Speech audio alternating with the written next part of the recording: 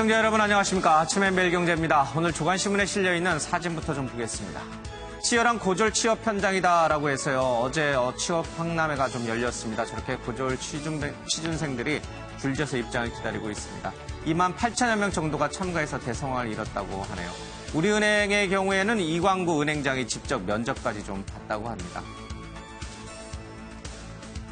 영양고추축제 음수대 재미는 있지만이라고 하는데요. 서울광장에서 열린 영양고추축제 행사장에서 한 시민이 하의를 벗은 아이 모양의 음수대에서 나오는 오미자차를 받아먹고 있습니다. 좀 민망하긴 민망하죠.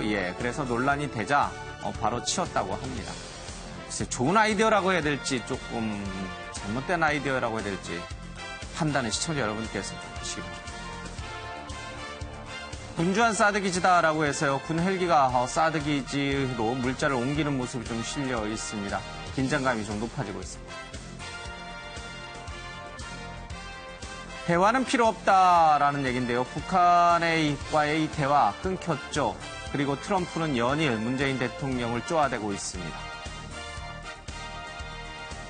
끊어진 철길 그 위로라고 하는데요. 우리 민족이 북한과 미국, 일본, 중국 그 사이에서 질질 끌려가고 모든 걸 다 뺏기고 있는 형국을 좀 그려내고 있습니다. 법의 보호는 이 소녀가 받는다. 법은 피해자를 보호하고 가해자를 처벌해야 되는데 이 부산에서 있었던 여중생 폭행 사건에서는 오히려 가해자가 법의 보호를 받고 이 여중생은 그야말로 4주 이상의 중상을 입는 그런 일이 좀 계속 이어지고 있습니다. 소년법을 폐지된다라는 얘기들이 흘러나오고 있습니다. 수소탄과 말폭탄의 차이, 수소탄은 저렇게 이제 복잡한 구조로 되어 있는데요. 홍준표 자유한국당 대표의 말폭탄도 역시 복잡하다는 얘기를 하고 있습니다. 국회 보이콧이라든지 색깔론, 또 지방선거표 개선, 김장견 MC 사장 문제, 거저라 쓰레기 그런 얘기까지 어제 나오기도 했습니다. 네, 오늘 함께해 주실 분들 소개해드리겠습니다. 최양호 한국외대 초빙 교수, 이경수 호서벤처대학원 경영교수, 최진봉 송웅예대 교수, 손수호 변호사가 함께합니다. 어서 오십시오. 네, 반갑습니다. 자, 먼저 이 북한 6차 핵실험 관련된 얘기를 좀 하겠습니다. 문재인 대통령과 트럼프 미사일 탄두 중량 제한을 해제한다라고 얘기를 좀 하고 있습니다. 트럼프 대통령이 북한의 문제에 대해서 강력히 대응하겠다는 입장을 좀 천명을 했습니다. 어떤 나라라는 표현을 썼지만 세컨더리 보이콧은 국가 전체를 대상으로 하는 것이 아니라 개별 기업이나 개인을 제재 대상으로 한다. 따라서 트럼프 대통령이 나라라는 표현을 쓴 것은 북한이 핵실험까지도 할 수 있도록 방기한 중국을 강하게 압박했다는 의지를 담은 것으로 풀이된다는 얘기를 하고 있습니다. 북한 핵실험에 우리 경제가 사면초가에 빠졌습니다. 어제 코스피가 크게 떨어진 것은 아니다라는 얘기도 나옵니다만은 개장 초반에 또 막판에 많이 떨어졌습니다. 위기가 계속 당분간 이어질 것이라는 전망이 나오고 있습니다. 문재인 대통령 푸틴과도 통화를 했습니다. 북한의 원유 공급 중단, 북한 노동자 수입을 금지해달라고 요청을 했는데 글쎄요, 푸틴이 이것을 들어줄지는 잘 모르겠습니다. 송영무 국방장관은 전술핵을 재배치하는 것도 대안이다라고 얘기를 하고 있습니다. 정부 차원에서 그동안은 한반도 비핵화 선언에 따라서 전술핵 배치는 공식적으로 검토 대상이 아니다라고 왔는데 이제부터는 설설 이 정부에서도 아마 이 전술핵 재배치를 고민해야 될 때가 된 것 같습니다. 한미 정상이 전화통화를 했는데요. 북한이 절감할 강력하고 실제적인 조치가 필요하다는데 인식을 좀 같이 했습니다. 그러나 이 한미 정상 간의 대화에서는 북한과 대화를 하자라는 얘기는 언급이 없었다고 합니다. 북한의 대화는 항상 문재인 대통령이 미국 쪽에 얘기를 했던 것인데 이번 전화통화에서는 이 대화를 하자는 얘기가 빠져 있습니다. 자, 이러다 보니까 청와대가 북한 도발, 규탄과 분노, 그래도 전쟁은 안 된다, 북한 재도발 이런 식으로 되었던 패턴을 다시 반복하는 것 아니냐는 관측이 나오고 있습니다. 이런 상황에서 문재인 대통령이 계속 대화를 얘기할 수 있을지 좀 관심을 갖고 지켜봐야 될 것 같습니다. 미국은요, 이란을 굴복시킨 세컨더리 보이콧을 만지작거리고 있습니다. 중국은 대북 제재에 나서라라는 얘기인데 사실 이 세컨더리 보이콧에 대해서 미국과 러시아가 회의적입니다. 그래서 과연 이 효과를 거둘 수 있을지 이란과 북한은 굉장히 다르다는 얘기를 좀 하고 있습니다. 하나 더 보겠습니다. 군 출신 수뇌부 불러 모은 트럼프 사실상 군사 옵션 점검회의를 가졌는데요. 미국의 특수전 사령관이 이런 얘기를 했습니다. 타격 준비가 끝났다. 특수부대가 임무에 선봉에 설 것이다. 얘기를 하고 있습니다. 워싱턴의 강경파들도 고강도 발언을 계속 이어나가고 있습니다. 남은 해법은 북한 정권의 종식이다. 외교적 해법이 실패한다면 북한의 무기시생 공격을 100% 확신한다. 이런 얘기를 하고 있습니다. 북한의 완전한 절멸을 바라지는 않지만 우리는 그렇게 할 수 있는 군사 옵션을 보유하고 있다라고 미 매티스 국방장관의 얘기도 좀 실려 있습니다. 자, 두 가지 방법이 모색되고 있는 것 같습니다. 중국을 압박해서 북한과 거래하고 있는 중국 기업들에게 거래를 끊게 하는 이른바 세컨더리 보이콧, 원유 공급 중단 이런 것들이 논의되고 있고요. 워싱턴의 이 강경파들 사이에서는 군사적 옵션까지 거론되고 있습니다. 두 가지 옵션 사이에서 우리가 택할 수 있는 방법은 뭘까요? 잠시 뒤에 전문가들 얘기를 좀 들어보겠습니다. 먼저 영상 좀 잠깐 보겠습니다. Mr. President, will you attack North Korea?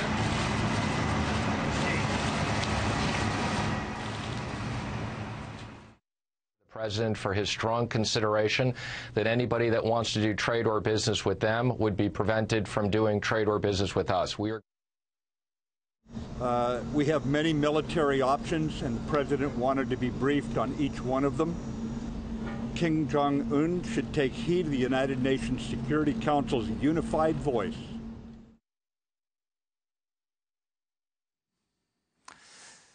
예, 미국의 입장도 좀 살펴봤고 쭉 흐름을 좀 조간신문에 오늘 흐름을 봤습니다.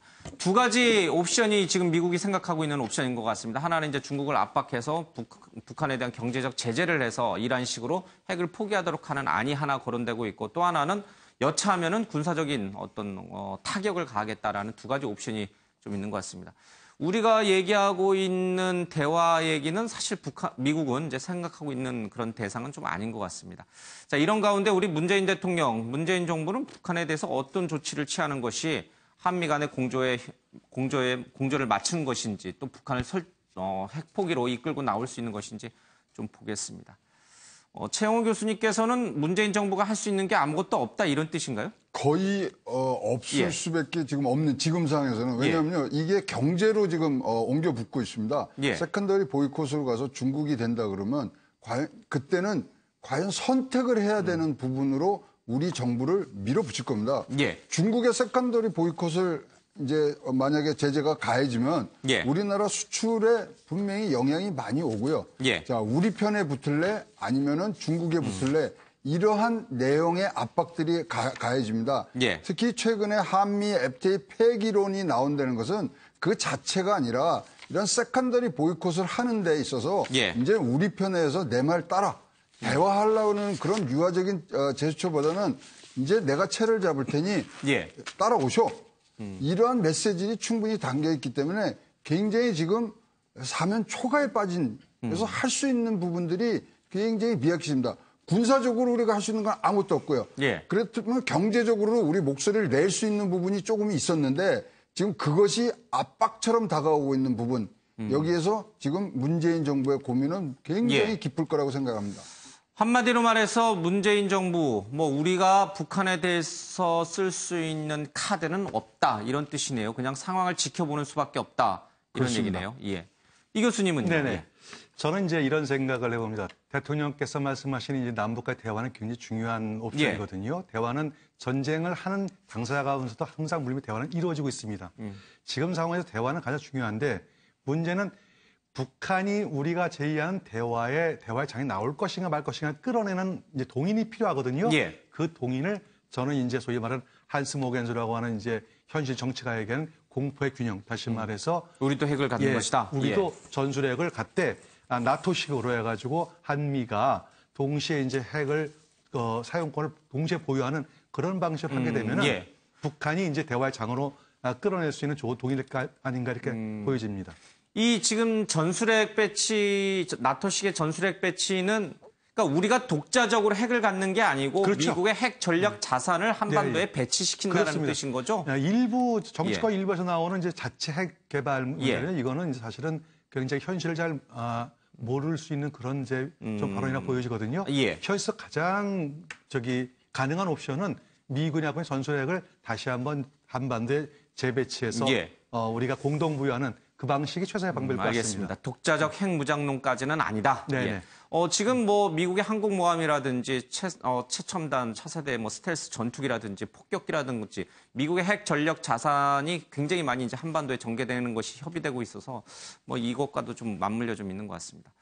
문재인 대통령이 할 수 있는 거 강력한 제재다. 우리 최진봉 교수님은 대화론자였잖아요. 대화론자였죠. 지금도 대화론자예요, 저는. 그런데 지금 이제 문재인 대통령이 주장하시는 것처럼 그 대화라고 하는 것은 강력한 제재를 통해서 대화의 장으로 나올 수밖에 없도록 만들어야 한다는 거죠. 그러니까 지금 무슨 뭐 북한이 어떤 행동을 하든 대화만 주장하다 이런 개념의 문제가 아니라 북한의 저런 못된 행동을 어떤 형태로든 압박을 해서 대화의 장으로 나오지 않고는 안 될 수밖에 없는 나올 수밖에 없는 그런 상황을 만들자는 것이 저는 문재인 정부가 추진하는 정책이라고 생각을 하거든요.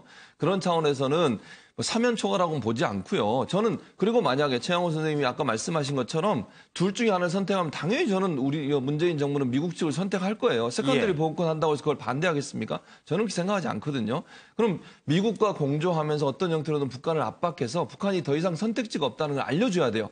북한이 저런 무모한 행동을 계속하는 것은 결코 자멸을 초래할 수밖에 없고 막판에 가서는 정말 미국이 어떤 행동을 했을 때 우리가 동의해 줄 수밖에 없는 상황에 갈 수밖에 없다는 것을 명확하게 심어줘서 북한이 대화로 나올 수밖에 없는 상황을 만들어야 된다는 것이죠.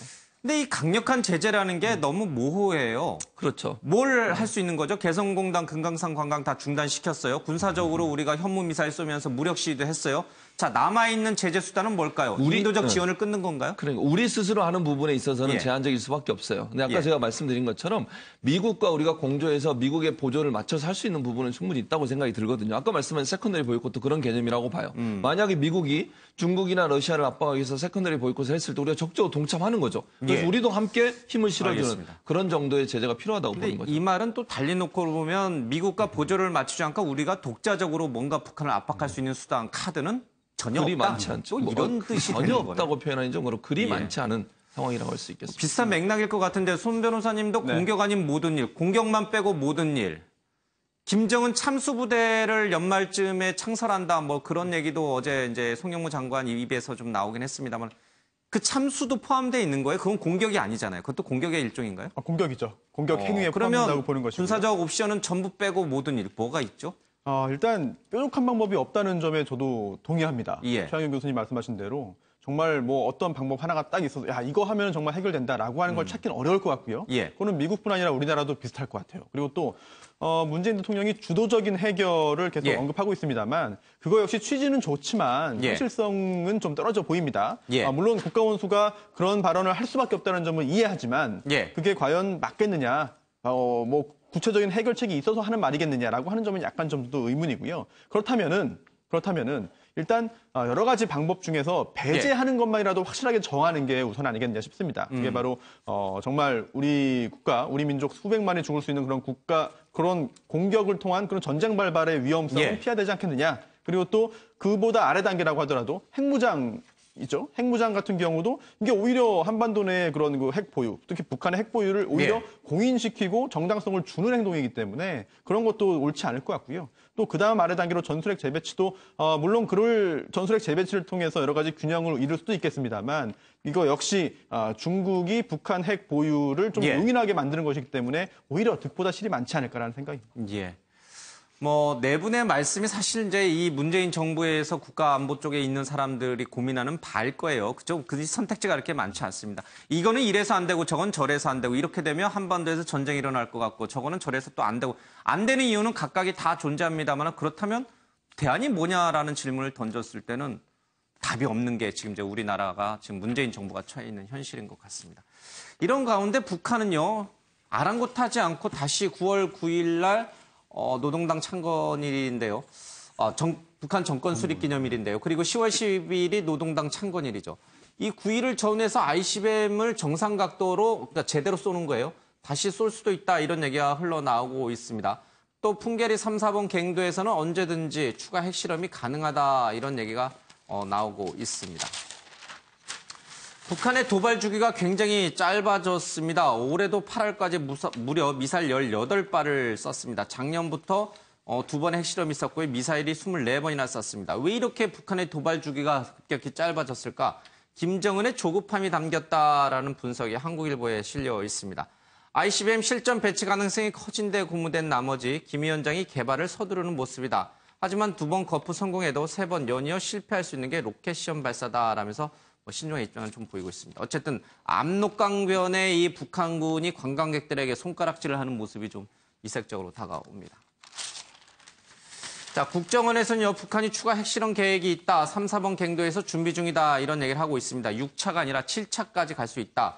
전문가들 얘기를 들어보면은 이번에 수소탄이 완전한 경제에 이르진 못했지만 한 2, 3년 내에는 완전한 형태의 수소탄 기능을 발휘할 것이다. 이런 전망도 나오고 있습니다. 북한이 분명 추가 핵실험할 가능성이 높습니다.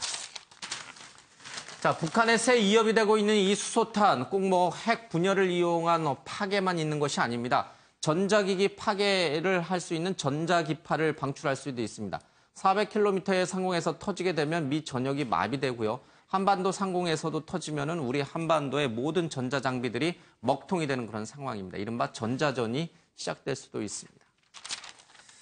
자, 이런 가운데 코스피 공포지수가 14%나 급등했습니다. 실물경제 불똥뛸라 초긴장 상태로 금융당국이 예의주시하고 있습니다. 정부의 성장률 3% 목표에도 빨간불이 좀 켜졌습니다. 어제 코스피가 크게 떨어지긴 했습니다만 전문가들이 생각했던 것보다 낙폭은 크지 않았습니다. 그래도 계속 이것이 이어질 것이라는 전망이 좀 나오고 있습니다. 자, 이 전체적으로 북한의 도발이 여기 6차 실험에서 끝나는 게 아니라 앞으로 계속될 것이라는 얘기들이 지금 많이 흘러나오고 있습니다. 북한이 또다시 6차에 이어서 7차 핵실험까지 할까요? 김정은이 그런 정도의 지금 이제 여차하면 때리겠다 이렇게 미국이 계속 얘기하고 있는데도 김정은은 거기에 그렇게 귀를 기울이는 것 같지는 않아요. 예를 들어 이제 파키스탄 같은 경우를 좀 예를 들어보면요. 파키스탄 같은 경우는 이제 6차 핵실험까지 해서 모든 핵실험을 마쳤거든요. 그 얘기는 이제 통상 이제 그 핵무기의 개발 단계를 보면은 처음에 이제 우라늄, 그러니까 플루토늄이나 우라늄을 이용한 초기 원자 폭탄부터 시작해서 수소폭탄까지 가는데 통상 한 5번에서 6번 정도 실험을 하면 완성이 된다는 것이 이제 보통 그 핵 전공한 사람들의 전문가의 견해거든요. 그렇기 때문에 지금 아마 미국과 한국에서 강력한 제재가 들어가게 되면은 거기에 또 예를 들어 세컨더리 보이콧 같은 이제 들어가게 되면 중국이나 러시아도 일부 동조할 가능성이 있거든요. 100% 거절을 못할 겁니다. 그러면은 아마 김정은 입장에서 볼 때는 한 타임 정도 쉬어갈 가능성이 높아요. 그래서 약간의 미사일 시험 같은 건 하겠지만 더 이상 핵실험은 당분간 중지하지 않을까 이렇게 보여집니다. 자, 앞서 이제 경제적 파장 영향도 잠깐 기사에서 봤는데 어느 정도 영향을 미칠 것 같아요? 특히 금융시장에 미치는 여파는 이게 과거와는 많이 다르다라는 얘기들이 많던데요. 1차부터 쭉 6차까지를 비교해보면 1차 때는 2.4%포인트가 빠졌습니다. 근데 코스피가요? 이번에 1.19가 빠졌고요. 그 다음에 2, 3, 4차 때는 크게 변동이 없었습니다. 1.19를 최근에 그런 상황들하고 비교해보면요. 부동산 대책 발효했을 때 마이너스 1.68이었거든요. 그다음에 화성 14호 쏠 때 마이너스 1.69. 그렇기 때문에 거의 비슷한데 지금은 걱정되는 게 9월 달에 말씀하신 그런 행사들이 몇 개 있어요. 9월 7일 날 유럽의 중앙은행의 통화정책회의가 있습니다. 거기서 양적 완화를 이제 축소하는 부분이 나올 거고요. 그다음에 9월 9일 아까 뭐 창건일이고요. 그다음에 9월 17일 날 미국 연방준비위원회에서 금리 조정 회의가 있습니다. 이런 것들이 모아져서 지금 북핵 리스크뿐만 아니라 남유럽의 금융시장 불안 플러스 미국의 금리 인상 이것이 합쳐졌기 때문에 큰 부분으로 나오고요. 지금 국제금융가에서는 이것은 외교적인 수단으로 풀릴 일이 아니다라고 단정을 내렸습니다. 그렇기 때문에 이게 장기화되는 모양을 갖추고 그렇다면 실물 경제로 들어온다고 생각을 하셔야 돼요. 다행히 이번에는 외국인들이 많이 사줬습니다. 거꾸로. 우리 개인들은 3,500원씩 팔았지만 기관하고 외국인들이 좀 사줘서 그나마 1.19로 막았지만 한 번 더 뭔가 더 추가되는 요소가 생긴다면 조금 불안한 지경에 있습니다. 어제 금융시장만 놓고 별거 아니다라고 판단하기에는 굉장히 오판 가능성이 높다. 맞습니다.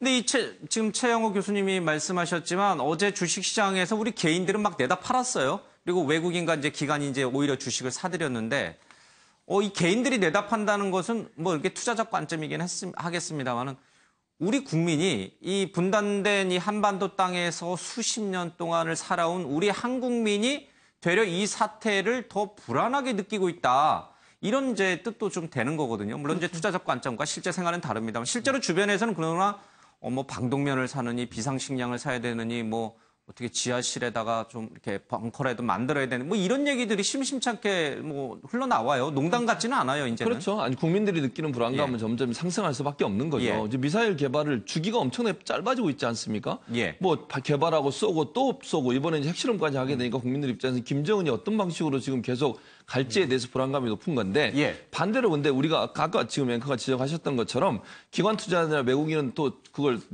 매수를 했어요. 그 예. 말은 외국의 투자자들이 볼 때는 이 상황을 위기 상황으로까지 보지 않는다는 부분도 있다고 봐야 되거든요. 예. 그 사람들이 투자를 할 때는 엄청나게 면밀하게 조사하고 검토해서 투자를 할 거니까 그런 차원에서 본다고 하면 북한의 저런 행동이 전쟁이나 아니면 어떤 전면전이나 아니면 어떤 군사적 옵션까지 가는 쪽으로 가지 않을 것이라는 기대감이 있다고 보여지고요. 예. 우리 국민들은 언론에 보도된 내용들을 볼 때 언론에서 보여주는 것들이 좀 위협함을 느끼게 하는 정도의 내용들이 많기 때문에 사실은 그 실제적으로는 피부로 느끼는 부분은 그런 부분이 예. 더 많다고 보여집니다. 예, 뭐 공포지수라고 하는 게 꼭 금융시장에만 존재하는 것은 아닙니다. 우리 일상생활에서도 북한에 대한 그러니까 전쟁 공포감이 조금씩 살아나고 있는 건데 뭐 이게 평소에 같으면은 뭐 지나친 그런 공포감은 오히려 좋지 않다라고 이제 언론이 나서 좀 다독이는 그런 논조를 좀 취하겠습니다만은 이번 6차 핵실험 이후부터는 좀 그런 게 좀 바뀌는 것 같아요. 예, 좀 긴장감을 갖고 지켜봐야 된다라는 쪽으로 좀 신중론으로 바뀌고 있습니다. 네, 걱정입니다. 조선일보 기사로 좀 가겠습니다. 부산 여중생 피투성이 폭행 2달 전에도 있었다라고 해서 지금 뭐 굉장히 공분을 낳고 있는 부산 여중생 폭행 사건의 장면입니다. 뭐 피가 철철 흐르는 그 끔찍한 사전이 SNS에 돌아다니기도 좀 했습니다. 그런데 이 피해 학생의 어머니가요, 다른 주장을 좀 하고 있습니다. 이게 처음이 아니고 과거에도 있었다라는 얘기예요. 지난 6월 똑같은 피해를 입었다라고 하는데 당시 가해자들을 경찰에 고소했는데 이들이 이번에 안갚음을 한 것이다는 얘기를 좀 하고 있습니다. 지난 6월쯤에 이 학생이 공원과 노래방에서 이 가해 학생들로부터 구타를 당해서 전치 2주 진단을 받았다고 합니다. 당시 때린 여학생의 남자친구가 이 피해 여학생에게 전화를 했다는 것이 그 이유라고 합니다. 이 때문에 경찰에 신고를 했지만 이 경찰 조사 당시에 이 피해 여학생이 경찰 조사에 협조를 제대로 하지 않아서 수사가 흐지부지 됐고요. 경찰에 신고했다는 안갚음 때문에 이 2차 폭행이 이뤄진 것이다라는 얘기를 하고 있습니다. 이 A양 어머니는 굉장히 억울하고 경찰이 그동안 방치를 했기 때문에 이런 일이 다시 재발한 것이다라는 얘기를 하고 있습니다. 이 가해 학생들 얘기를 보니까요. 잡히면 죽인다라고 이 피해 여학생을 지속적으로 협박을 했고요. 이번에 가해 학생들끼리 피 튀기는 게 좋다. 어차피 살인 미수인데 더 때리자라고 말한 녹취록까지 있다라고 이 피해 학생 어머니는 주장하고 있습니다. 청와대 홈페이지가 마비됐습니다. 이 청소년법을 폐지하자 만 14세 이하 처벌을 못하도록 해주고 있는 이 소년법이 오히려 가해 학생들을 보호하는 것이다 라면서 이 폐지 서명운동까지 일어나고 있습니다. 자, 손소희 변호사님, 이 셋 다 다른 주장이에요. 이게 이제 처음 우발적으로 발생한 것이 아니라 지속적으로 이 여학생을 괴롭히고 협박하고 경찰에 신고했다는 것으로 언제 한번 걸리면 죽인다라는 말도 스스럼없이 했던 것 같아요. 사안이 좀 복잡해지네요. 네, 예. 죄질이 매우 좋지 않은 것 같습니다. 예. 그리고 굉장히 흉포한 범죄를 조직적으로 여러 명이 저지르는 걸 볼 때 아마도 이번 사건이 처음이 아니지 않겠느냐라고 하는 그런 우려를 할 수 있겠고요. 또 예. 그렇다면 유사한 피해자가 있겠느냐, 유사한 피해자가 있을 가능성도 지금 배제할 수 없습니다. 그리고 지금 피해 학생의 그 부모는 좀 경찰한테 굉장히 좀 안타까운 마음을 많이 갖고 있는 것 같습니다. 특히나 첫 번째 폭행 후에 아니 구속을 시켰어야 되는 거 아니냐라는 이야기를 하는 것 같은데요. 예. 그런데 이제 이 구속이라는 게 언제나 다 이루어지는 건 아니고요. 예. 특히나 이제 성인 범죄 같은 경우에도 이런 유사한 1차 폭행 같은 경우에 구속 사유에 해당되지는 않을 것으로 보입니다. 예. 그리고 또 하나 소년법에 여러 가지 특례 규정들이 있는데 그중에 하나가 55조 이런 게 있습니다. 소년에 대해서는요. 부득이한 경우가 아니면 구속하지 못한다. 라고 하는 규정이 특별히 있을 정도거든요. 예. 그렇기 때문에 아마도 수사기관에서는 그 해당 그 가해 학생들의 첫 번째 폭행 사건 후에 고소가 있었습니다만 결국은 그 피해자들에 대한 그런 구속을 생각하지 못했을 거예요. 왜냐하면은 고소 또는 고발이 이루어지면은요. 일단 고소인 또는 고발인부터 이제 불러서 조사하고 상황 파악한 다음에 피고소인 또는 피고발인을 불러서 이제 조사를 해야 되는데 첫 번째 단계도 이루어지지 않았기 때문에 결국 수사가 이루어지지 못했다라고 볼 수 있겠고요. 근데 일단 가장 중요한 게 이게 보복이라는 겁니다. 이제 보복 같은 경우에는 특가법에서 이제 그 보복 범죄에 대해서는 가중처벌하기도 하거든요. 이번 사안 같은 경우에 첫 번째 범행인지 아니면 두 번째 범행인지 또는 그 이상 여러 차례 누적되었던 범행인지 등등 이 가해 학생에 대한 그런 그 평가가 이루어질 텐데 그 평가 여하에 따라서 형사처벌 가능성 또한 형사처벌을 한다면 그 수위가 결정될 겁니다. 그냥 넘어가기 힘든 사안인 것 같습니다. 이 피해 학생은 지금 이제 머리가 찢어져서 10바늘 정도를 꼬매고 입안이 다 터져서 이제 밥도 못 먹는 상황이라고 하는데 그걸 이제 지켜보는 엄마의 마음이 어떻겠습니까? 근데 이해가 안 되는 것이 지난 6월에 이런 1차 폭행이 있었고요. 그리고 좀 문제가 됐습니다. 자, 이 엄마가 경찰에 신고를 했는데 정작 이 피해 학생은 경찰 조사에 잘 응하지 않았습니다. 왜 그랬을까요? 보복이 두려워서 그랬을까요? 뭐 그럴 수 있다고 봐요, 저는. 왜냐하면 이번에도 보복이 두려워서 신고를 못했다고 또 그러잖아요. 두 번째 그것도. 사실은 두 번째 맞고 나서 직접 신고한 게 아니라 가해자의 친구한테 가해자가 자신을 찍어서 보냈어요. 그걸 가해자의 친구가 인터넷상에 올리면서 알려지게 된 거거든요. 뭐 행인들이 옆에서 그렇죠. 보고 발견해서 그러니까 피해자 입장에서 만약에 적극적으로 신고할 수 있었다고 하면 그날 맞는 당시에 바로 신고를 했겠죠. 그런 차원에서 본다고 하면 지금 지적하신 것처럼 예전에도 그 선배라고 1년 선배인데요. 저 사람 1년 선배인 학생들이 겁박하고 또는 신고했을 때 가만두지 않겠다고 하는 그런 협박을 했을 가능성이 높다고 봐요. 그 청소년 세계에서는요. 저 폭행한 거 보면요. 철제 그 의자로 때리고요. 그 소주병으로도 때리고요. 담뱃불로 지진 자국도 있어요. 그 정도로 우리가 상상하기 힘든 정도의 폭행을 했다고 하면 저 학생들이 보여줬던 그 전의 행동도 제가 볼 때는 위협이 엄청나게 강했을 가능성이 있어요. 그렇게 맞으면서도 반항 한 번 하지 않거든요. 그 옆에 2명의 학생이 더 있었어요. 그들은 그냥 무릎 꿇고 가만히 있었거든요. 그러니까 얼마나 그들의 관계가 뭐랄까요, 폭력으로 연결된 관계였기 때문에 신고하기가 상당히 힘들었을 가능성이 있다고 보여집니다. 뭐 사춘기의 청소년이 아니라 무슨 조폭 같은 그런 느낌을 줄 정도로 아주 잔인한 수법을 썼다라고 하는데 여기에 이제 그런 말도 나와요. 인천 초동생 살해 사건에서도 이제 그런 얘기가 나오죠. 뭐 손가락이 예뻐? 뭐 이런 식의 얘기가 나오는데 여기에도 보면은 나는 피 튀기는 게 좋다. 뭐 이런 얘기도 나와요. 어차피 살인 미수인데 이왕 깜빵 가는 거 더 패자, 더 때리자. 이게 과연 이게 청소년들이 이게 할 수 있는 얘기인지 정신적으로 이상이 있는 게 아니라면 어떻게 이런 사고 방식을 갖고 살아가고 있는 것인지 참 놀랍습니다. 범죄성이 굉장히 강한 것으로 보입니다. 그렇기 때문에 굉장히 좀 우려가 더 되는 것이고요. 또 그런 녹취록이 실제로 존재한다면 그런 걸 사후적으로 지금 상황에서 직접 보고 들은 그런 그 피해 학생의 가족들은 정말 굉장한 분노심을 느낄 수밖에 없는 것이죠. 그리고 또 하나가 이 가해 학생들 중에 일부가 자수를 했습니다. 그런데 이 자수를 하게 되면은요. 이게 그 형을 감경 또는 면제할 수 있거든요. 혹시 가해 학생들이 법 규정을 잘 알아서 이걸 이용하려고 한 것이 아닌가라는 의심이 듭니다. 왜냐하면 일단 굉장히 형식적인 자수의 요건은 갖춘 거예요. 그런데 이게 모든 경우에 자수했다고 해가지고 다 형을 감경해주고 면제해준 것은 아닙니다. 왜냐하면 대법원이 이런 판례를 계속해서 보여주고 있는데요. 형식적인 요건도 중요하지만 실질적인 요건도 필요하다. 실질적인 자수의 요건이 뭐냐면 진정으로 죄를 뉘우치는 겁니다. 그런데 뉘우치지 않고 먼저 가서 제가 이렇게 했으니까요. 제가 처벌받겠습니다. 처벌이 두려워서 간 자수는 인정 안 한다? 그렇습니다. 진심으로 뉘우쳐야만 자수로 인정해 주거든요. 대법원 판례에 따르면. 그런 부분. 그런데 진심으로 뉘우치는지 여부를 더 판단하기 위해서는 또 여러 가지 기준들이 있습니다. 첫 번째, 가장 중요한 것이 이 피해자. 그리고 피해자 가족들에게 어떤 태도를 보이느냐입니다. 지금 현재 어떤 태도 보이고 있는지, 또 앞으로 또 어떻게 그 피해자들에게 어떤 조치를 취할지 등등을 잘 봐야 되는데요. 거기에서 혹시 진심으로 뉘우치는 모습이 보이지 않는다라고 한다면은 이거는 자수로 인정되지 못할 것이고, 그리고 또 법을 굉장히 좀 잘 알고 이용한다. 라는 그런 의심도 지울 수 없는 상황으로 갈 수 있을 것 같습니다. 자수를 하니까 경찰은 이제 법에 따라서 사실은 이제 청소년 미성년자이기 때문에 밤샘 조사가 불가능해서 이제 일단은 이제 돌려보냈죠, 집으로. 그것에 대해서도 이제 지금 비난 여론이 쇄도하고 있고, 이 피해 학생의 어머니는 이 가해 학생과 또 가해 학생의 이제 부모가 한 번도 자기를 찾아오지 않았다. 와서 무릎 꿇고 뭐 사죄를 해도 좀 시원찮을 판국에 얼굴 한번 보이지는 않았다. 합의해줄 생각이 전혀 없다. 이제 이렇게 강경하게 나와요. 참 그 가해 학생과 가해 어머 부모들은 이 사안의 심각성, 무엇이 잘못된 것인지를 아직 깨닫지 못하고 있는 건가요? 그러면?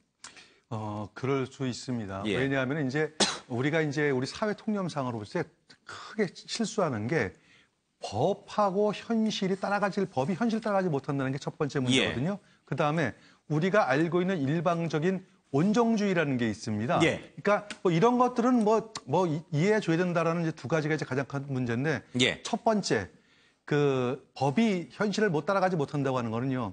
그 이제 아마 우리 뭐 손 변호사님께도 예. 잘 설명하시겠지만 촉탁소년이라는 개념이 있어요. 촉탁소년 개념이 뭐냐면은 만 10세부터 14세까지는 그때는 범죄를 저질러도 전혀 처벌할 수가 없는 규정이 있거든요. 예. 근데 실제로 현실을 보면은 만 14세 정도가 되면은 중학교 3학년 정도가 돼요. 예. 현실 가보면요. 그때 이미 우리의 그 아이들에게는 인터넷이라든지 핸드폰, 처음이가서 모든 정보가 전혀 제한 없이 전부 다 흘러가고 있습니다. 예. 이런 상황에서 과연 그 촉탁소년이라는 개념이 과거 20, 30년 전의 개념을 아직까지 써야 될 것인가 하는 문제가 있고요. 그다음에 두 번째 온정주의라는 건 뭐냐면은 예.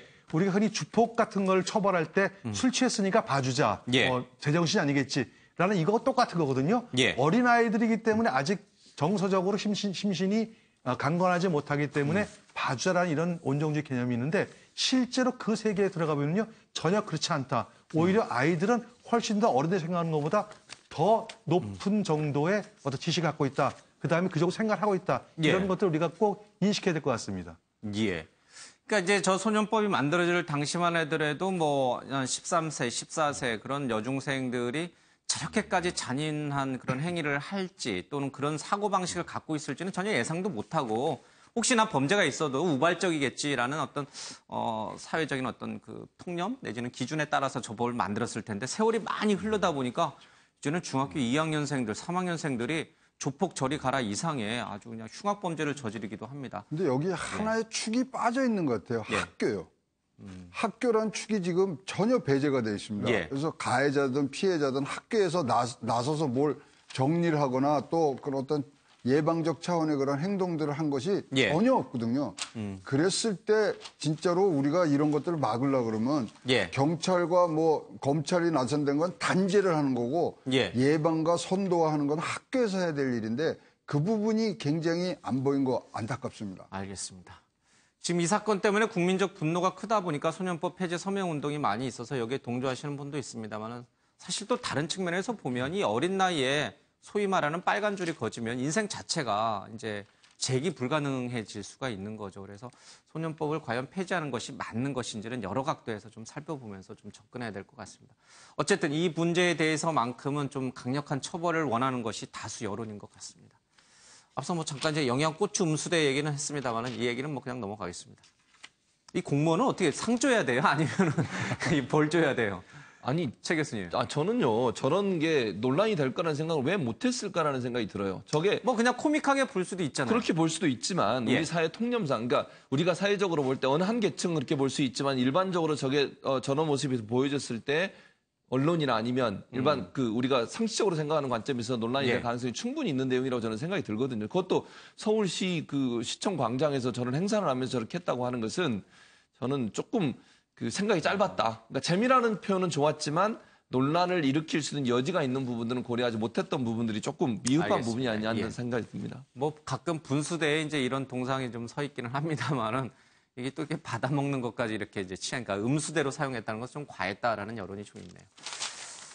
자, 이 서경덕 교수라고요. 뭐 독도를 지킴이 역할을 많이 하고 있죠. 해외 뉴욕 타임스 등에 이제 자비로 광고까지 내고 한일 문제, 독도 문제에 대해서 좀 열심히 홍보 활동을 하시는 분이어서 굉장히 국민적으로 호의가 굉장히 많으신 분인데 이 서 교수가 이 댓글 부대에 이름을 올렸고 돈까지 받았다. 그 영수증이 있다라는 얘기가 흘러나오고 있습니다. 그런데 이 서경덕 교수는 국정원 직원이 내 이름을 판 것이다 이렇게 주장을 하고 있습니다. 제가 제일 잘 아는 국정원에 다니는 한 분께서 1시간 전에 저한테 전화를 줬다. 다 자신의 잘못이라고 하더라. 6년 전인 2011년 가을 자신의 댓글 실적이 저조해 개인적으로 알고 있는 제 이름을 팔아서 허위 보고를 했다라고 자백했다고 합니다. 또 아나운서도 포함돼 있었다라고 하는데 알고 봤더니 뭐 프리랜서로 확인이 됐다라고 하는데 뭐 프리랜서든 아니면 뭐 정규직이든 하여튼 아나운서까지 올라갈 정도의 지적 수준을 갖고 있는 오피니언 리더들이 이런 일을 했다는 게 정말 놀랐습니다. 서경덕 교수는 좀 살펴봐야겠습니다만 좀 억울한, 만약에 사실이라면 국정원 직원이 댓글을 다는데 실적이 저조해서 서경덕 교수의 이름까지 빌려와서 대신 댓글을 달았다는 거잖아요. 그렇죠? 네.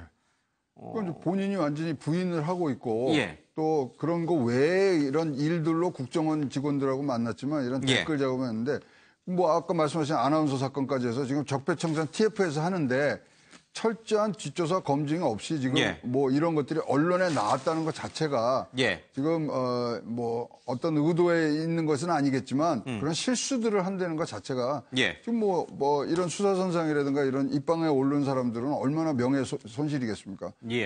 다 정확히 잡은 다음에 그다음에 흘려도 그래도 늦지 않습니다. 일부 보도에는 또 더 구체적인 내용까지 나오기 때문에 문제가 되는 것 같은데요. 이 서경덕 교수가 실제로 뭐 한 차례에 뭐 수백만 원씩 활동비를 여러 번 받아갔다. 그리고 또 서경덕 교수가 돈을 수령하고 직접 서명을 한 영수증이 있다. 그런 구체적인 내용의 보도까지 나오고 있는데 만약 그 부분이 진실이다, 사실이다라고 한다면은 이 서경덕 교수가 이런 그 댓글 부대 팀장으로 활동한 거는 아닐지 몰라도 어떠한 그 정부 정책 관련해서 우호적인 그런 그 활동들을 한 대가를 혹시 수령했다라고 한다면 이거는 어찌 보면 댓글보다 더 심한 그런 문제가 될 수도 있거든요. 지금 뭐 보도가 여러 가지가 나오고 있는데 확인이 돼야겠고요. 그리고 또 이게 국정원 적폐청산 TF 관계자의 이거 이야기를 인용해서 보도가 나오고 있거든요. 나중에 수사라든지 최종적인 결정은 뭐 수사기관과 그리고 또 법원을 통해서 확정이 되겠습니다만 지금 나오는 의혹만으로도 서경덕 교수의 그동안 이미지라든지 그동안 여러 가지 그런 했던 일들에 대한 그런 것들의 어떤 평가를 굉장히 저하시킬 수 있는 부분이기 때문에 굉장히 중요한 국면인 것 같습니다. 그러니까요. 많은 사람들이 이 기사를 보고 굉장히 크게 놀랐어요. 어떻게 서경덕 교수 같은 분이 이런 일을 했을까 이렇게 했는데 뭐 본인 주장은 자기가 이제 이름이 도용당했다고 하니까 일단은 좀 상황을 좀 더 지켜보겠습니다. 근데 전반적으로 서경덕 교수 말고 다른 교수도 또 있다고 하잖아요. 그리고 앞서 말씀드린 대로 뭐 프리랜서이긴 하지만은 아나운서도 좀 있고요. 여기 계신 교수님들은 당연히 없으시겠지만 아니 왜 이렇게 배우신 분들이 사회 지도층 인사들이 가장 나쁜 불법적인 그러니까 자신의 지위와 어떤 지식을 활용해서 잘못된 국민을 잘못된 호도하는 쪽으로 끌고 가는 행위잖아요. 이 댓글이라고 하는 것이. 왜 이렇게 배우신 분들이 그런 행동을 할까? 돈이 아쉬워서 그럴까? 아니면 정말 애국에 찬 보수 신념에 가득 찬 그런 어떤 사상적인 측면에서 이걸 꼭 해야 된다는 사명감을 느꼈던 것일까? 뭐 여러 가지 이유가 있을 수 있습니다만 사실은 이제 저도 뭐 대학에 있습니다만 사회에서 가장 비판받는 게 소위 말하면 폴리페서 논란이거든요. 사실 어떤 뭐 학문이라든지 학생을 가리키는 일을 떠나가지고 정치권에 기웃거리는 그런 일들을 하는 교수들이 사실 많습니다. 저 주위에도 많이 있고 부끄럽죠. 그거 똑같이 국정원이라든지 어떤 권력기관에서 이렇게 뭐 학교 교수들이 접근하게 되면은 일단은 교수들이 사실 순진해요. 순진하기 때문에 이게 혹시라도 조금 뭐 나라를 위하는 길이 될 수 있겠다라고 이렇게 하시는 분도 있고 두 번째는 적절하게 또 당근을 뭐 제시하면은 뭐 그거 유혹에 빠지시는 분도 있고 여러 가지 유형이 있을 수 있으면 어쨌든 좀 부끄러운 사실입니다. 근데 사실 뭐 지금 이 박성진 중기벤처부 장관 후보자의 역사관 논란, 뭐 기계공학과 교수기 때문에 이런 인문교양학적인 또 역사적인 사실에 대해서 조금 잘 모른다. 뭐 이제 그런 얘기도 있어서 지금 과학계가 난리 반발하고도 이렇기도 하는데 부산에 있는 한 대학 교수도 학생들에게 굉장히 이상한 그런 논리를 좀 편 적이 있죠. 뭐 여기 종북 정권 좌파정 뭐 등등 해서 이런 얘기를 좀 하신 것도 있고. 글쎄 대학 교수님들이라고 해가지고 항상 학생들을 올곧은 곳으로 인도하는 건 아니죠. 아닌가 봐요. 그러니까 지금 이제 이경수 교수도 말씀하셨지만 대학 내에도요. 뭐 제가 있는 대학은 조금 차이가 있습니다만 다른 일반적인 대학들은 대부분 진보 보수적인 성향이 강한 분들이 있어요. 안 그런 분도 많지만 전공과 무관하게. 그렇죠. 전공과 그분이 무관하게. 뭐 기계공학과 교수든 전자공학과 교수든 그건 공대 교수님들 중에도 정치적인 성향이 뚜렷한 분들이 있어요. 그리고 뭐 인문사회계는 당연히 그럴 수밖에 없고요. 근데 예술하는 분들 중에도 그런 분들이 있고요. 그런 분들은 적극적으로 저런 행동을 보일 가능성이 있죠. 특히 이제 혹시나 그런 분들이 나중에 정계나 아니면 이런 분의 또는 정부의 무슨 역할을 하고 싶은 그런 생각이 많은 분일수록 더 적극적으로 그걸 드러내고 또 어찌 보면 그런 행동을 통해서 정치권에 러브콜을 보내는 행태라고도 볼 수 있어요, 저는. 그게 물론 일부의 교수의 얘기입니다. 전체 교수를 이렇게 매도할 수는 없고 그런 분들이 있다는 것은 분명한 사실입니다. 알겠습니다. 예. 원세훈 전 국정원장 부부의 이제 갑질 논란이 빚어진 거 다들 아시죠? 우리 시청자 여러분들은 많을 텐데 뭐 국정원 요원들을 시켜서 뭐 텃밭에 풀을 뽑게 하고 모래를 이제 강아지가 뛰어노는 걸 좋아하게 해서 인천에 가가지고 모래를 퍼오도록 하고 또 목이 말라서 물을 먹었더니 냉장고 문을 자물쇠로 잠갔다. 뭐 이런 얘기까지 이제 민주당의 김병기 의원이 이제 얘기를 좀 했는데, 그 원세훈 전 국정원장의 부인이 인터뷰를 했습니다. 다 사실 무근이다. 이제 이런 얘기를 좀 했습니다. 관련 영상 좀 보고 와서 이게 좀 다뤄보겠습니다. 공간에 있는 근무하는 직원들이 아마 그 부부가 쓰는 그 냉장고에서 물을 마셨나 봅니다. 예. 그랬더니 그 냉장고에 뭐 자물쇠를 채우질 않나. 냉장고에 열쇠 담겨 있는 거 보셨어요? 이게 너무 뭘 모르시는 분이 거기는 저희는 2층에 있고 이분들은 아래층에 있는데 그러니까 그런 분들하고 좀 맞닥뜨리기도 제가 어렵고요. 그리고 그분들이 자기네들 쓰시는 그 냉장고니 이런 게 훨씬 많고 저희는 소수고 그분들은 다수인데 그리고 제가 뭐를 맛있는 걸 먹겠다고 먹을 시간도 없습니다. 아, 맛있는 걸 먹을 시간도 없다. 그리고 2층에 살아서 1층 직원들하고는 잘 만나지도 못한다. 근데 무슨 자물쇠를 뭐 텃밭 얘기도 있고 스트레스를 받은 뭐 직원들이 텃밭도 가꾸고 뭐 아니 텃밭을 기함을 할 겁니다. 스트레스 받아서 텃밭 가꾼 거하고 내 텃밭을 갈아라 하고는 이건 차원이 다른데 어느 쪽이에요? 뭐 텃밭을 잘 가꾸어라 하니까 직원들이 스트레스 받아가지고 뭐 고급 간부가 직접 뭐 호미를 들었다 뭐 그런 얘기들도 있고. 네. 세상에. 뭐 무궁무진합니다. 네. 국정원 요원들 기가 막히죠. 정의 요원들한테. 직원들 중에서 그 직원들이 여러분들이 계시니까 뭐 이런 일 하시는 분 저런 일 하시는 분들이 계실 것이고. 네네. 그 중에서 이 높밭 이런 거 가꾸시는 분들이 계셨을 겁니다. 그거를 하는데 스트레스를 받습니까? 그분들이 하시는 일들인데요. 국정원이 얼마나 넓고 공간이 얼마나 넓은데 제가 그분들이 와서 일하시는 것도 몰라요. 자, 이 국정원 원세훈 전 국정원장의 부인의 이제 항변까지 좀 들어봤습니다. 김병기 의원은 또 이제 국정원 출신이어서 뭐 여기저기 경로를 통해서 내부 직원들로부터 제보를 받아서 아마 이제 저런 주장을 하신 것 같은데 또 부인은 이제 조목조목 반박을 했습니다. 누구 말이 맞는지 모르겠어요. 근데 저는 의아스러운 게 이런 우리나라 최고의 정보기관이고 그다음에 지금 뭐 국정원 출신이고 그러기 때문에 뭐 들은 얘기는 많겠습니다만 지금 원세훈 전 원장이 어떤 사법적인 처리를 이제 눈앞에 두고 있는 상황에서 왜 저 얘기를 했어야 되는지 그리고 정보기관으로서의 그런 지금 잘했느냐 못했느냐 그 안에서 어떤 혁신이 어떻게 일어나는데 저런 이상한 그 안에서의 일어났던 사소한 일이라면 사소한 일들이 왜 바깥으로 나와서 세간의 이목을 끌게 되는지 국가정보원은 정보원 단대로 신비스럽고 그 안에 하는 일들을 우리 국민들이 모르는 게 더 편할 때가 많지 않습니까? 저는 왜 타이밍이 이렇고 왜 지금 저것들이 나왔는지 그래서 본말이 흐려지는 그런 부분이 있을까 봐 지금 걱정이 됩니다. 왜냐하면 원세훈 원장에 대한 어떤 사법적 처리를 눈앞에 두고 있는 상황에서 그런 부분들이 좀 합리적 의심이 갑니다. 그러니까 원세훈 전 국정원장에 대한 댓글 사건 또 재판이 있는 와중에 이런 신상과 관련된 얘기들이 흘러나온 것이 어떤 음모적인 부분이 있을 수도 있다. 그렇게 그렇죠. 보시는 지금 뭐 거죠? 왜 나왔는지를 합리적으로 이해를 못하겠습니다. 그럼 제가 한번 역으로 질문해요. 박찬주 전 대장 부부의 갑질 의혹은 전역을 앞두고 있는데 사소한 건데 그냥 그 덮어두고 그냥 전역시키면 되지. 왜 언론이 그렇게 일주일 내내 그걸 다뤘을까요? 그거는 그 자체가 문제가 됐던 거 아닙니까?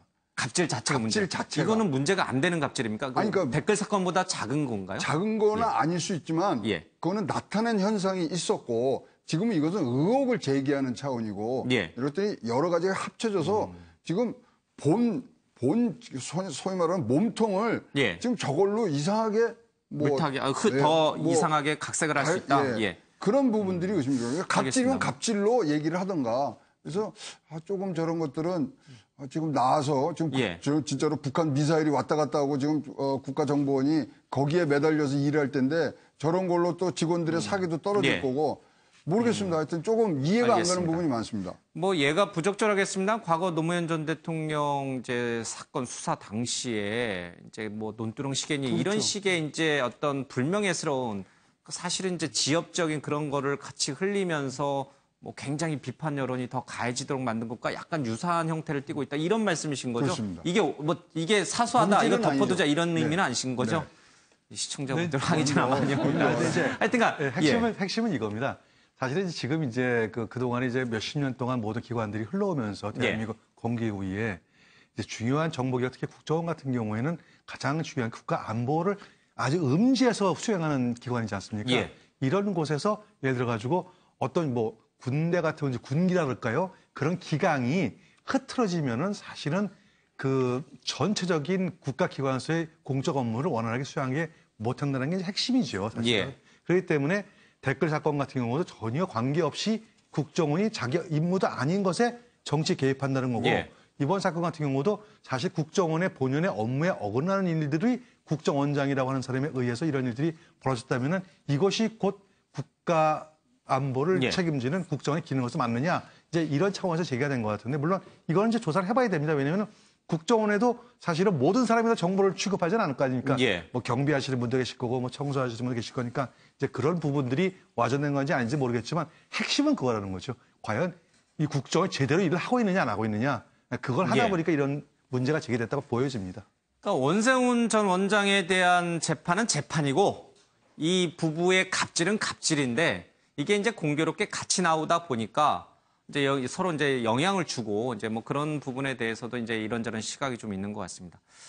근데 설령 영향을 준다, 재판에 영향을 준다 하더라도 그렇다면 이 갑질, 이 원세훈 전 원장의 이 갑질에 대한 김병기 의원의 폭로는 그러면 잘못된 것인가? 폭로하지 말았어야 되거나 아니면 폭로하더라도 언론이 크게 다뤄지지 말았어야 되는 건가? 왜? 원세훈 전 원장 재판에 영향을 주니까. 일단 이런 부분도 한번 우리가 좀 생각해 볼 대목은 있는 것 같아요. 첫 번째 지금 말씀하신 전제가 조금 전에 그런 폭로들이 사생활적인 부분이 재판에 영향을 미칠 것이다라는 것인데요. 재판에 영향을 미치지 않습니다. 사법부에는 영향을 미치지 않는다. 네, 미칠 수가 없습니다.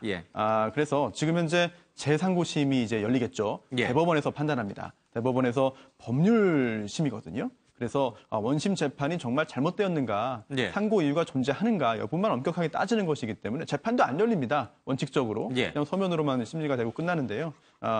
그런 상황에서 과연 저런 그 사생활적인 부분이라고 하더라도 저런 폭로가 재판에 영향을 미친다? 제가 볼 때는 미칠 가능성이 없어 보이고요. 그렇다면 두 번째는 저 폭로가 사실이라고 한다면 저거 자체가 또 범죄가 될 수가 있거든요. 추가적인.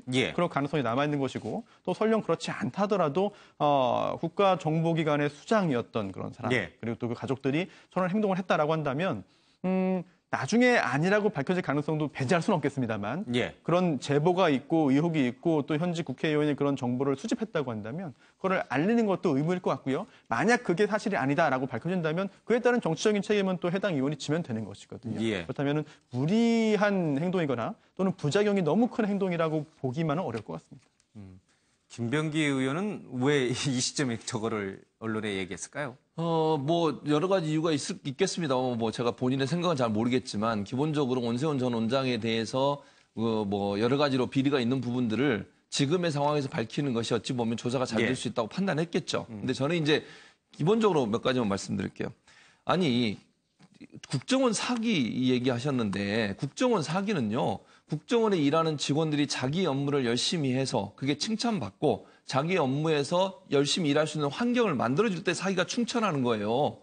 정의 요원들을 데려다가 텃밭 가꾸게 하는데 그걸 얘기 안 하는 게 사기가 충천한 겁니까?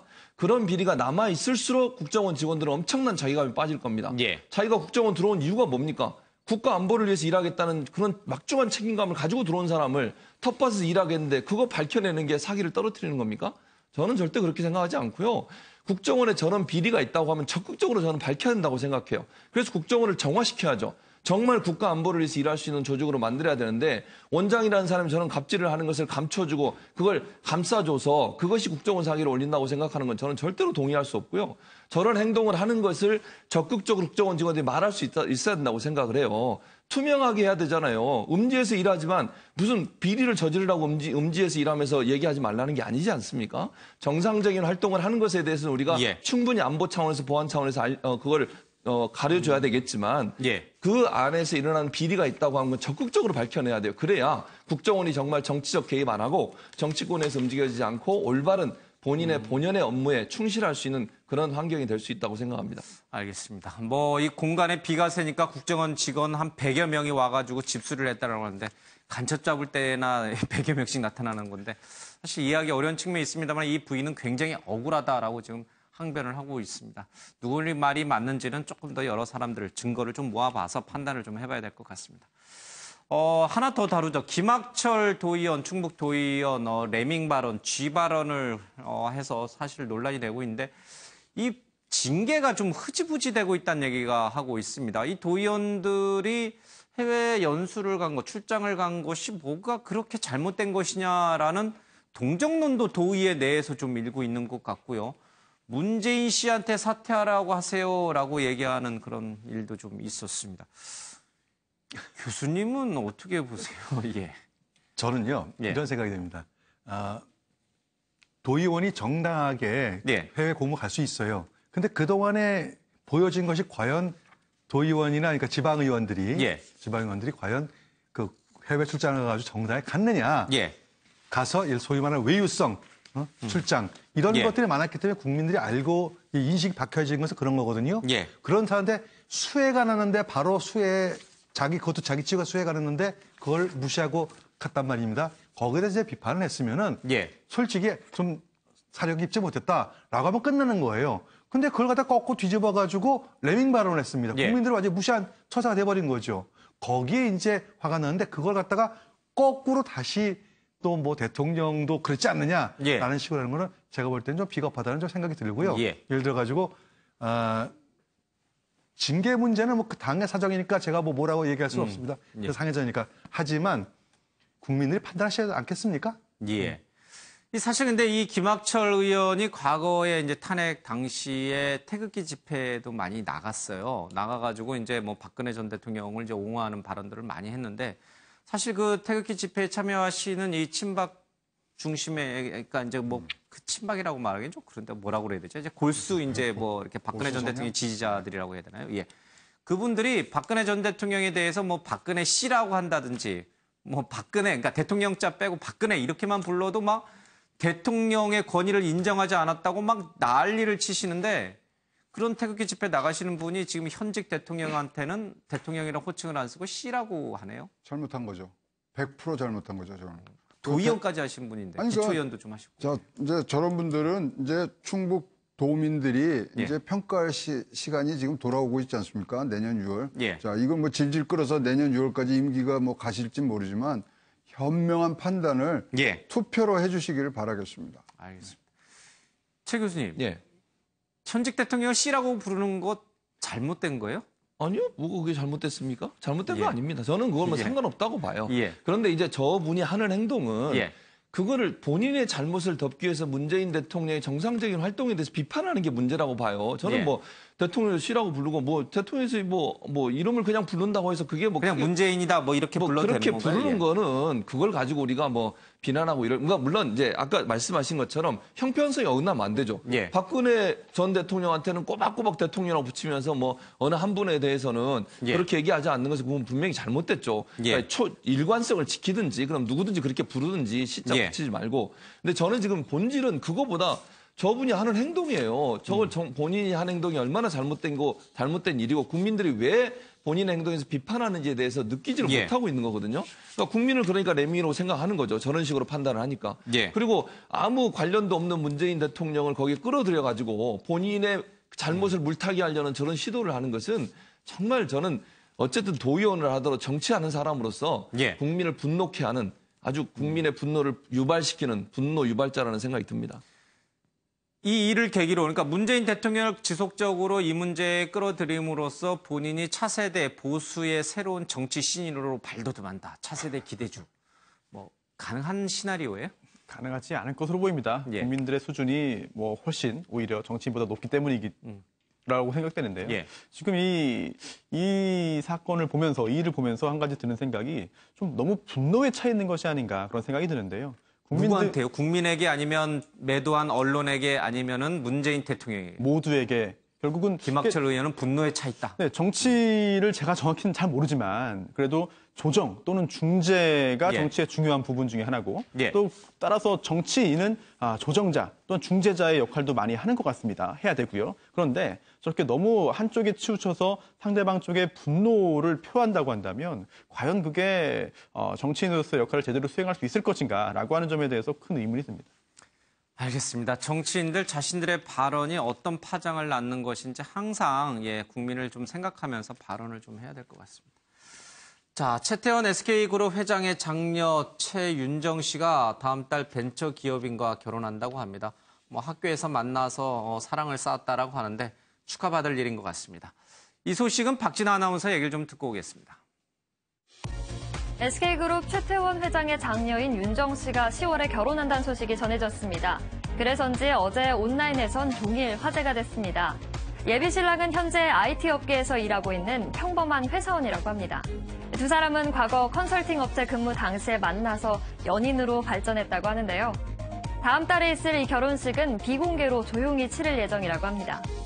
한편 윤정 씨의 결혼 소식과 함께 현재 최전방에서 근무 중인 동생 최민정 중위의 근황도 덩달아 눈길을 끌고 있습니다.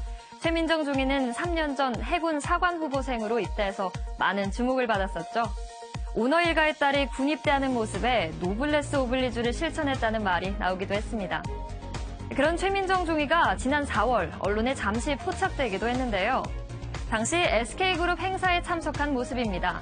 단발머리에 검은색 원피스를 입고 단아하게 앉아있는데요.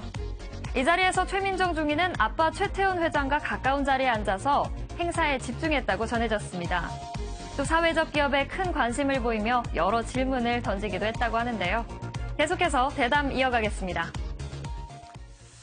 네, 김학철 도의원 얘기에 레밍 발언 얘기를 잠깐 했는데 사실 뭐 기초단체, 기초의회뿐만 아니라 중앙무대, 중앙정치, 중앙당 이런 데서도 사실은 뭐 레밍까지는 아닙니다만은 도를 넘어선 발언, 막말들이 많이 나와요. 또 나왔어요. 예. 자, 지금 자유한국당 의원들의 MBC 파업 사태와 관련해서 김장겸 사장의 이 영장 청구와 관련해서 지금 국회 보이콧을 하고 있는데 손혜원 더불어민주당 의원이 그거를 이제 사진으로 좀 찍으려고 했더니 뭐 여기저기서 뭐 이제 시끄러운 욕설도 좀 나왔습니다. 특히 하태경 의원이 또 과의 마음싸움도 좀 있었는데 뭐 김학천 의원을 나무랄 거는 아닌 것 같아요. 이 중앙당에 있는 국회의원님들도 좀 정신 좀 차리셔야 될 것 같습니다. 영상 좀 보고 오겠습니다.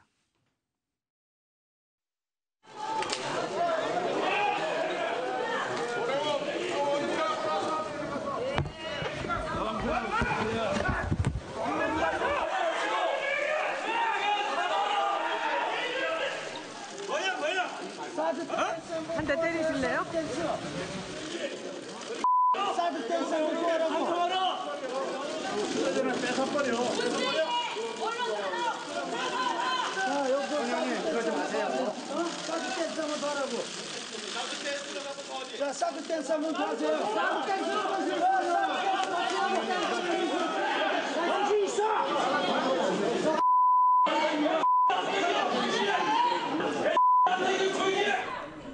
아니 당신들이 대한민국 안 못 지키는 정당이었어요.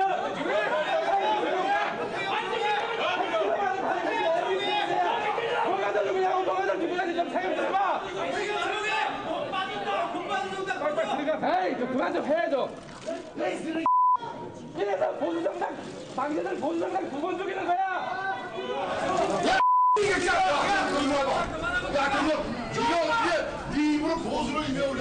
아 그만해.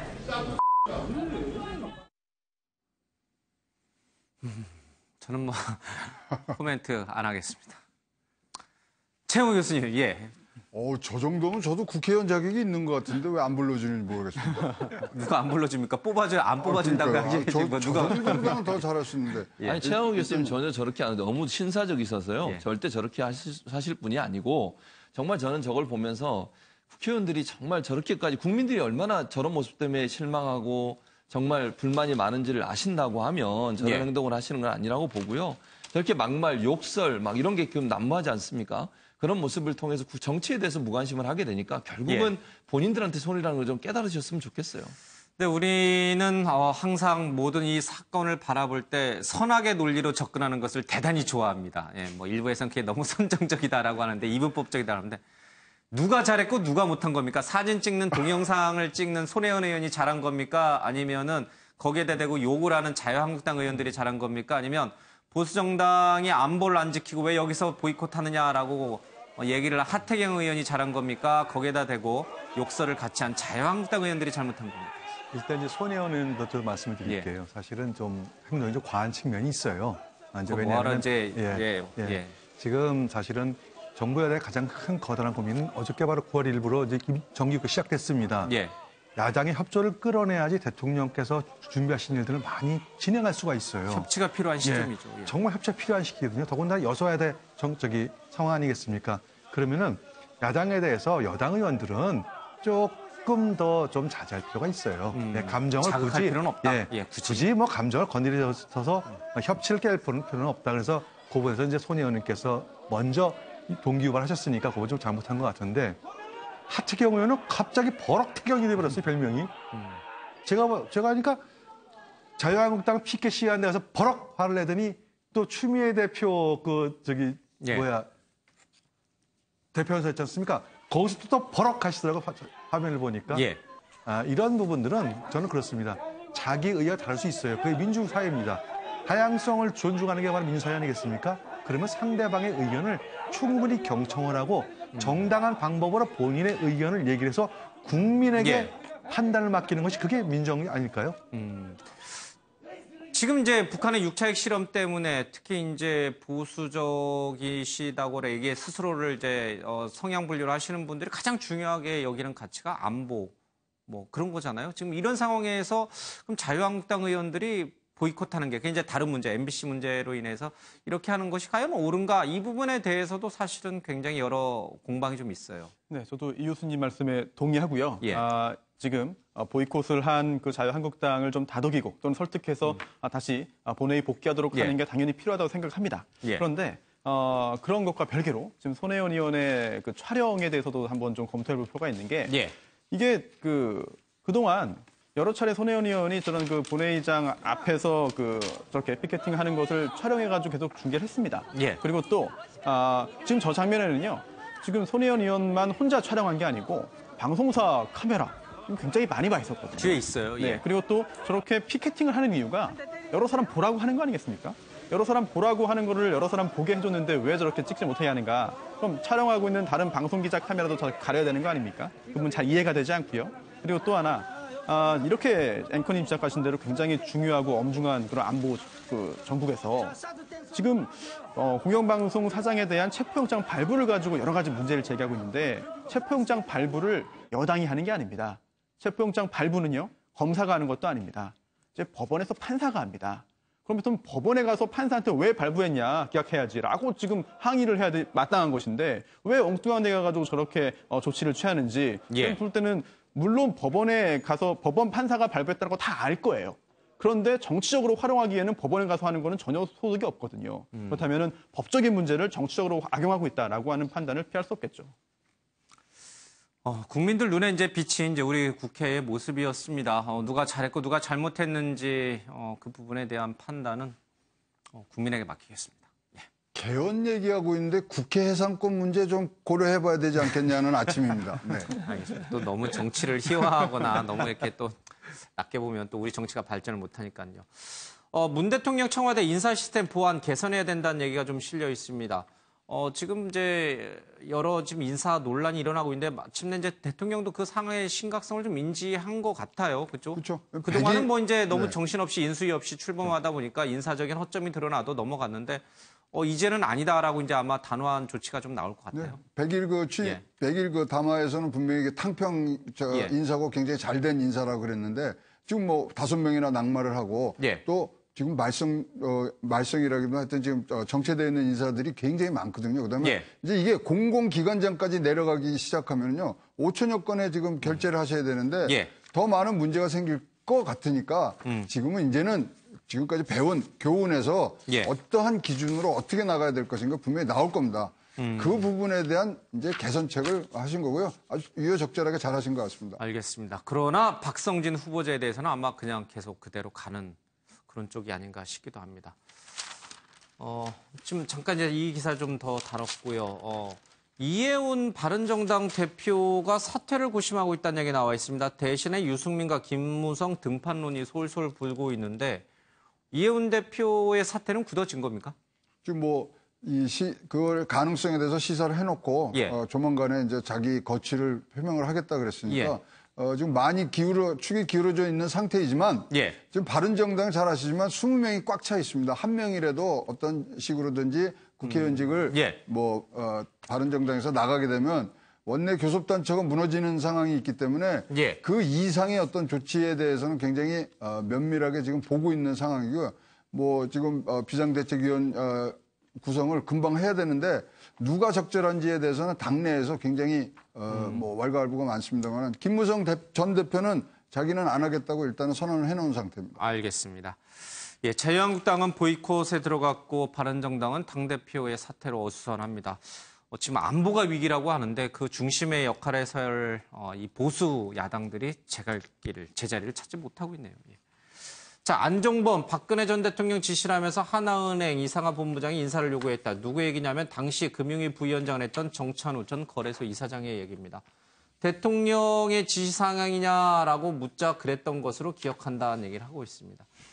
대통령과 경제수석이 민간은행에 본부장 자리 하나를 금융위 부위원장에게 요구하는 그런 일이 있었습니다. 식약처 문제생리대 10종 이름 공개 유해성 판단 또 미뤘다라고 얘기를 하고 있습니다. 소비자들은 뭘 써야 하나 혼란이 가중되고 있다는 얘기를 하고 있습니다. 뭔가 좀 우리 정치나 정부가 좀 체계를 좀 잡아가야 되는데 시간이 좀 걸리는 것 같아서 좀 안타깝습니다. 네, 오늘 아침의 매일경제는 여기서 마치겠습니다. 시청해주신 여러분 고맙습니다.